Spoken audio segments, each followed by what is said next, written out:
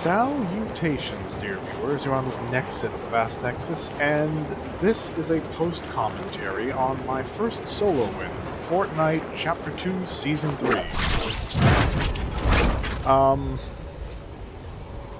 Oh. Hiccup for a little bit there. Yeah, so I find a peculiar trend when I'm playing Fortnite that usually the solo wins in particular that I get are matches that I wasn't even going for the win. For instance, this match, I was out for a 14,000 XP quick challenge, which was to use consumables, and I kind of didn't land in the best location. I was hoping to go for some of the, the slurp shrooms here in Weeping Woods, but my landing went wrong from the start. I was first going for the food van. 3 people landed there. I was then going for that little hut shack near the bridge. Somebody dove into that. So here I am, almost a minute into the match, and I still don't have a gun.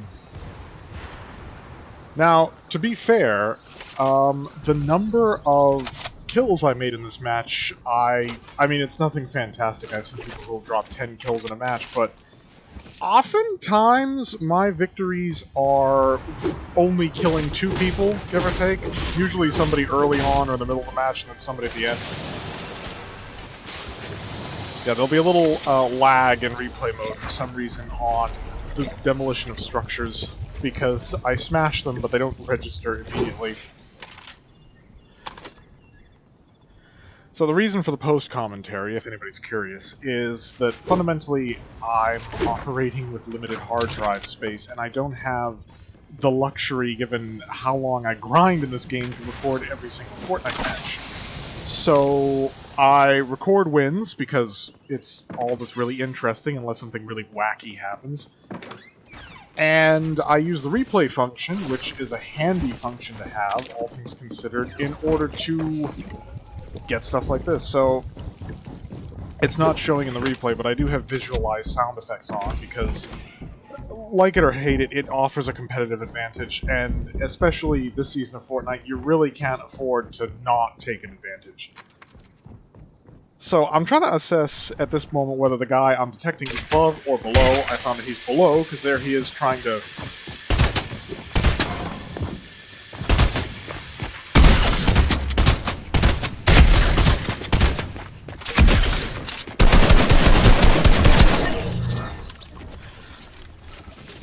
Yeah, that charge shotgun takes so long to reload, I was like, there's no chance I'll do it with the charge, switch to the AR. And I got my first elim of this match. My second one was a glorified third party, and using one of my favorite weapons that is largely reviled for a few reasons, the harpoon gun. Because when your opponent is rushing up on you with a pump shotgun, or in this season, a charge shotgun, a great way of saving your own skin is to harpoon them, because the sudden yank through the environment throws them off their shot. And even fast mouse players, because I do play on controller, even though I'm running on PC. That's a long story that I'm not going to bore everybody with, but even mouse players have difficulty tracking you if you yoink them with a harpoon gun. And at 75 damage, a target with only minis can be eliminated in 2 hits. And structures, especially wood, can be popped, especially at less than full health, in 1 hit. So you can really ruin somebody's day with a harpoon gun. Trouble is, it has a maximum effective range. And in addition to that, the projectile itself has non-zero travel time through the air. So if you have a moving target, you gotta lead them pretty accurately. And I'm actually pretty good at that. Ties into my skill as a sniper. So I took a couple of opportunistic shots at that Ripley. This guy comes in on the zipline, probably tracking him down. So they get into a bit of a scrap, and I exploit the opportunity.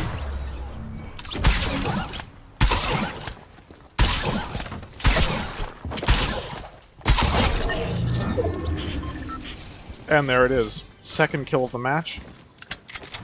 Now, a significant portion of this match, as you can watch on the event timer, is not there's not a whole lot happening, but I decided not to accelerate it on the grounds that certain setup fundamentally unfolds in the time of the match where you're not necessarily engaging with your opponent.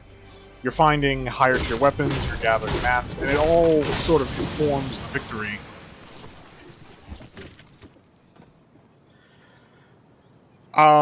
This is probably the first Fortnite video. Excuse me, this is probably the first Fortnite video I've ever posted. However, it's not my first solo win, not by a long shot. In fact, my first solo win was my first Fortnite win, which was my first Fortnite game in Chapter 2, Season 1. So, yeah, I'm a relatively new player, not so new as those who dropped this season, or last, or thereabouts, that goes without saying. Now, I believe here, fishing was another objective, like a 1.4K or something, which is why I'm fishing, basically. Another use for the harpoon gun.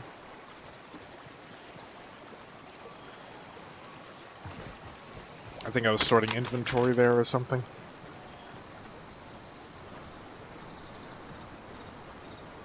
That was me also trying to sort inventory, and I emoted instead. The new controls for emotes are endlessly frustrating. I don't know why. What was wrong with the old way it was done? So it's not my first time doing this. And then just walk on the railing. Now, of course, in these replays, you have the benefit of, on the map, knowing where everybody is at all times. Of course, I don't, and you'll note I'm not pop-tarting, because aside from the fact that I felt it was unnecessary, because if there was somebody around here, they'd probably be on me already. Pop-tarting is just annoying. It's annoying when other people do it. It's annoying when I have to do it. The endless mashing of A just so that I'm a harder target to hit. Stack the floppers. Now, for those of you who don't know, even though if you are a player of this game, you should probably be aware of who this character skin is now. This is my Maya. I was going for a commando police military type look, so she's all like dark camouflage, military getup, all very coordinated, because I've seen some pretty Franken Mayas, if you know what I mean.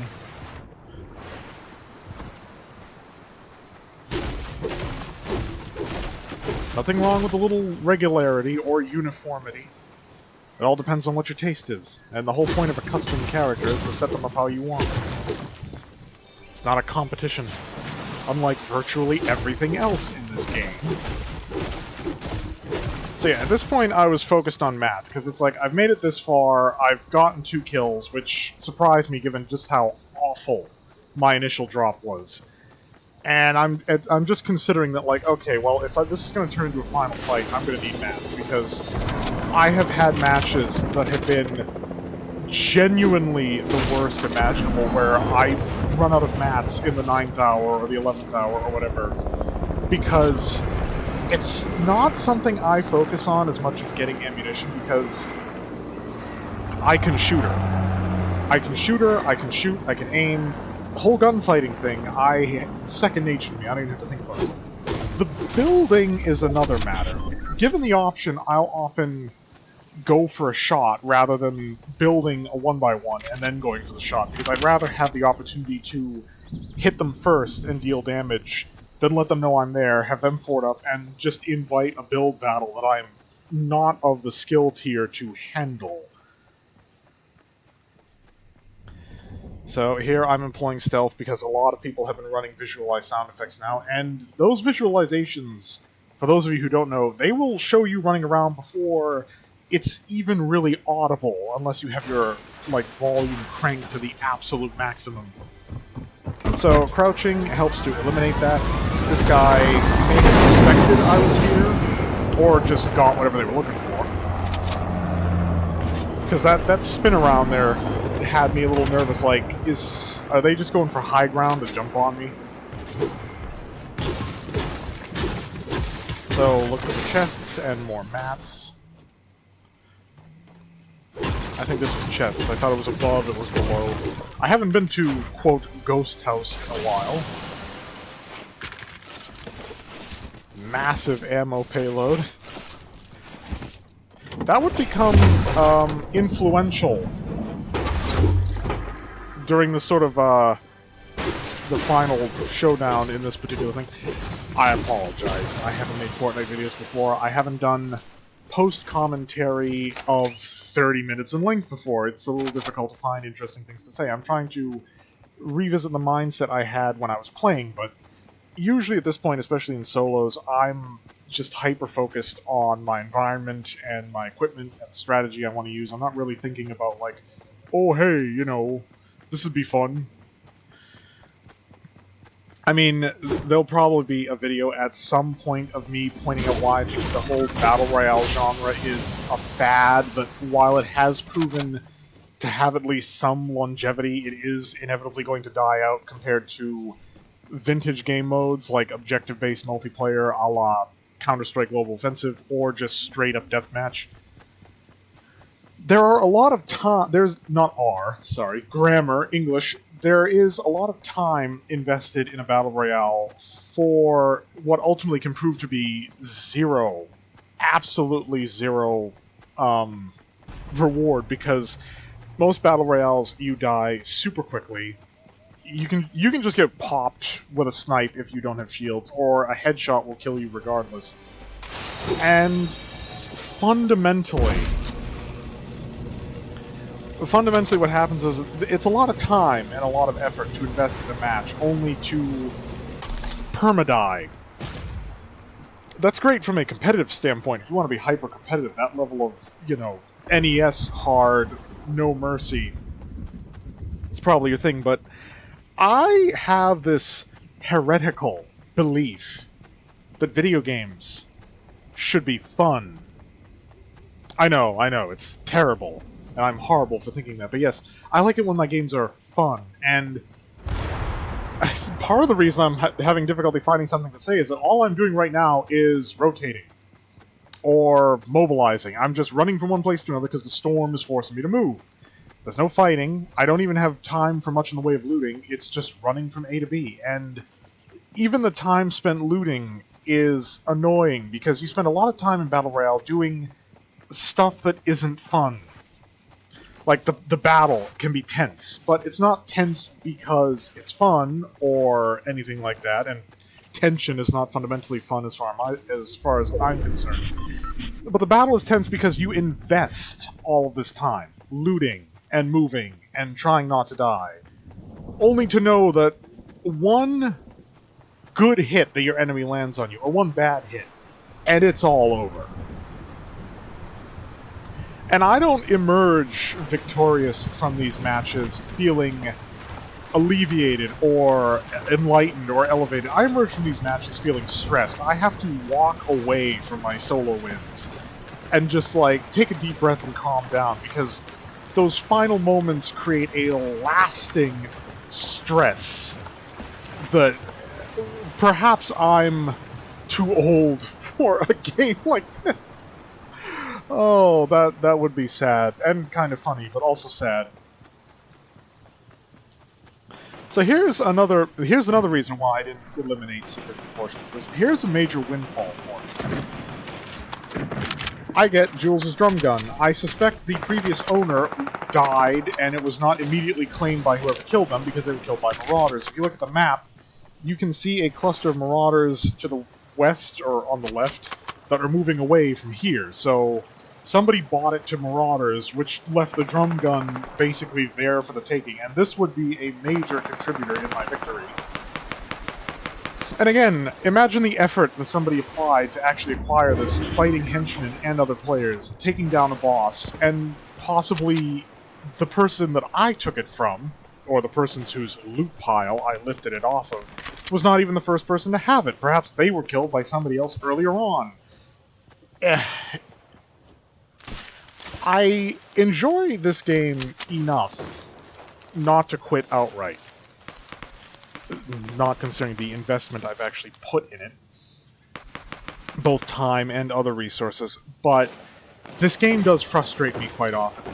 Honestly, I enjoy playing Team Rumble a lot more than Battle Royale, because it is as close as Fortnite gets to classic deathmatch, and while there is still a looting aspect, you're given the time and the resources to improve the quality of your loot if you're willing to, you know, invest that effort. And furthermore, you also have the fact that when you die, you're not going to lose all your stuff. You're not going to go back to the lobby. You're not going to have to sit through another pre-game waiting phase or another drop and have to go through it all over again. You've got 20 minutes to blast the life force out of your opposition and potentially achieve a victory. And some people have a problem with it because it's more merciful, to be fair. And they have a problem with it because you're less a commander of your fate, because if you're on a team that's got a bunch of newbie players and you're up against the Sweat Squad, it doesn't matter how good you are, you ain't winning Team Rumble. Now here's an interesting thing I didn't know when I was playing, because I lined that guy up for an opportunistic shot, but I did not know that you'll see a blue arrow to my rear left on the map screen. I did not know that that guy was there. And if I remember correctly, that is actually the opponent I faced in the final two. If I had taken that shot with the AR, they probably would have rushed from behind, and I wouldn't have survived to the end. There are strange, often random elements that emerge that can potentially cost or win you the match. Now yes, people are going to call out that I'm a filthy, dirty, grubby bush camper. To this, I have but one thing to say to those people. Hate is going to hate.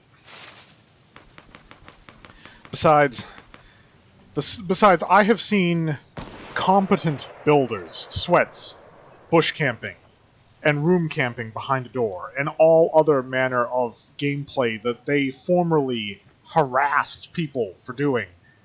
And I can only assume it's because, even though I've had the impression recently that skill-based matchmaking has been rebalanced to offer fairer challenge, that the sweats are still running into people too close to their skill level and are getting frustrated by their inability to pull off those consistent wins anymore. So now we have sweats resorting to stealth and sneak tactics, which adds a whole other level of frustration to those players who were reliant upon those tactics to try and get a dub, like myself. These two wins notwithstanding. I say two because at this time of recording, I have 2 wins in Chapter 2, Season 3. I had 3 wins in Chapter 2, Season 2. And extrapolating from those numbers, because I believe I have a total of 20 solo wins, I made the majority of them in Chapter 2, Season 1. And that may have been bot lobbies, I don't even know.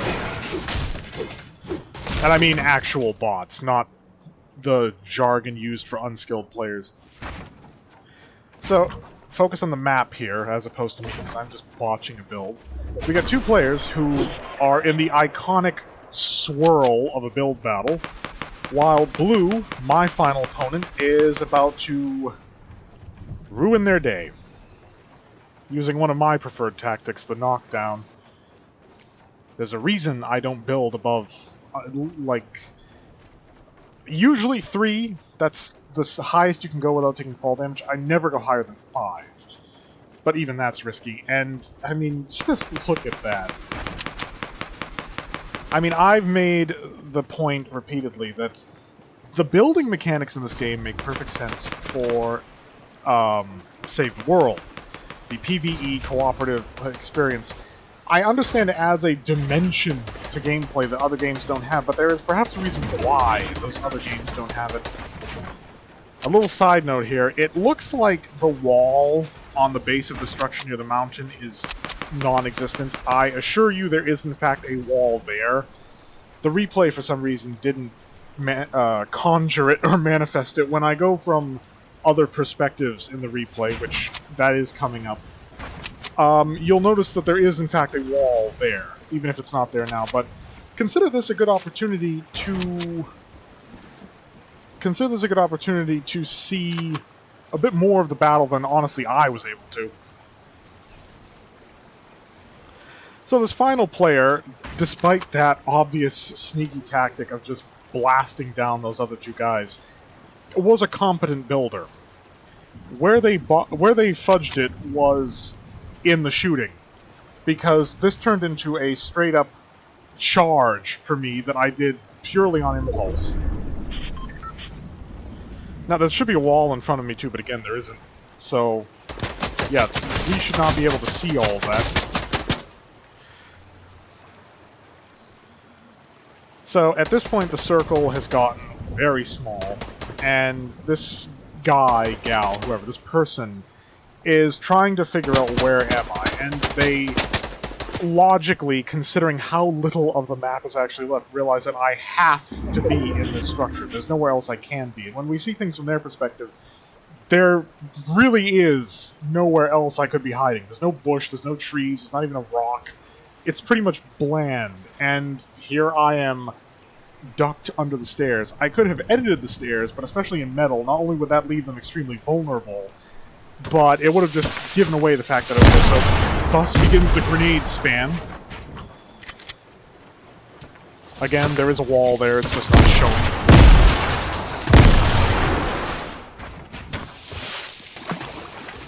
Yeah, they flubbed that frag throw. So at this point, they're low on ammo, because when we go over to their perspective, they are distinctly after the ammunition. So I take the opportunity to get 50 shield. This will save my life in but a moment. And I realize that, you know, I'm packing the truck up. Let's use it.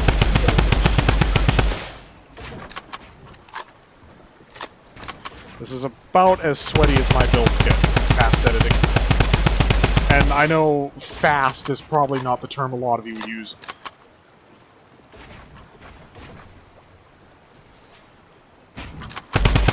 Here's a different one.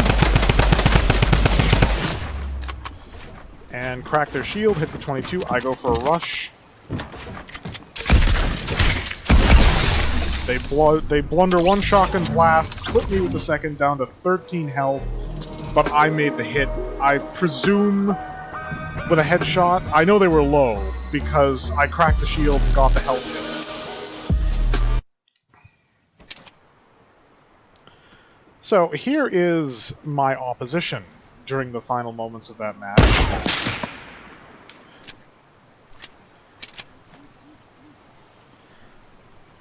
Again, honestly, the tactics I used in the sort of 11th hour of this match were even less campy than what this person is using. Because first they go for a snipe, then they go for a knockdown, and then they go for grenade spam. Like, and again, the builds were not particularly complex during that final bit, but they weren't slouchy either. So this person is a capable builder, but opts to be sneaky. I mean, here they are hiding behind a rock. Now, yes, there will be some stutter in opponent replays. I don't know why that happens, to be honest.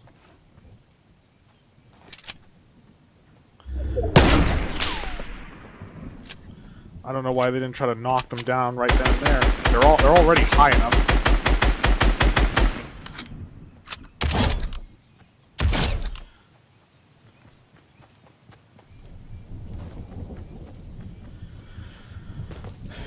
So I believe it was when they started spraying down some of those walls to make sure nobody was hiding in the structures when I started throwing up the middle, because I knew that I was at a good geographical position where somebody on high wouldn't be able to see the builds going on. Now, a pro sweat probably would have just built up here and tried charging them, but I prefer I know where my opponent is and they don't know where I am, and as soon as I started building up the skill, they would have known, and they already had the high ground, so... again, a sweat would probably just double ramp and then put walls, tunnel edit basically through them, and you wouldn't be able to get a shot off. I can't do that. I'm not of that skill set. So right there, I think they were on to me, because that build was still in progress. They go for a bit of ammo.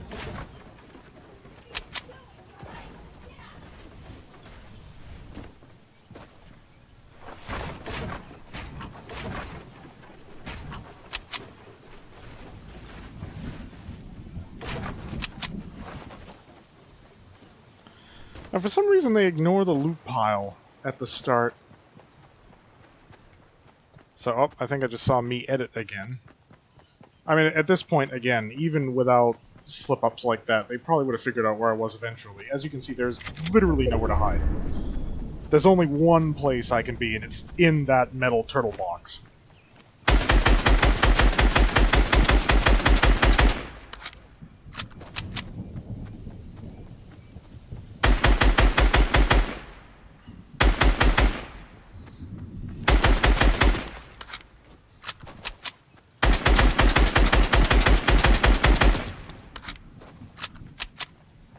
So right around now comes the grenade spam. Give or take a few seconds. Maybe they're looking for a sky base. I mean, I think people are still doing that. It's a lot harder now with the cars enabled. It's difficult to get a sufficient quantity of metal. So, yep, there goes the spam. Now they know, of course, from the damage indicator that I'm down there. Continuing to spam is probably not a good idea, because there's a certain timing you need to get to multiple grenade tosses to get a grenade inside of builds. They were just lobbing them down there willy-nilly. So I'm trying to med up at this point. They keep pressure on, but they don't... They should have dropped down and actually gotten onto my builds, try to steal a roof or floor there. Instead, they go for ammo. Now, we don't know how much ammo they have, but they go for ammo. They get, I believe, Meowscles... No, not Meowscles, sorry. Kit's charge shotgun. Which, it is amazing that that didn't kill me in a single hit. I had, what, 150 health, maybe 149, and yet I survived that blast. They must have really flubbed the shot.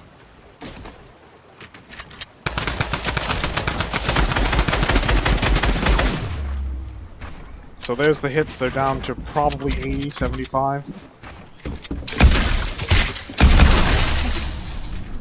Ah, lake shot.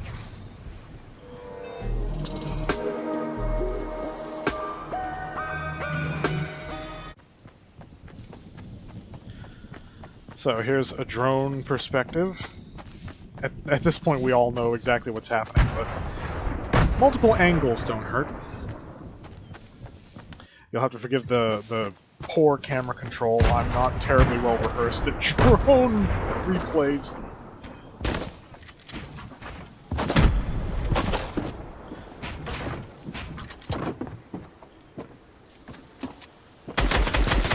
Why'd they have the shotgun out there? Were they expecting me to rush?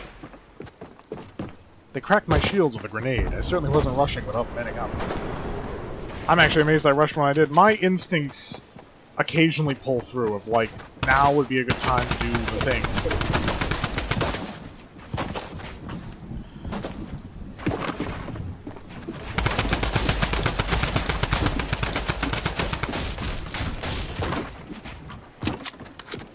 So yeah, they really are having trouble getting that reload in there.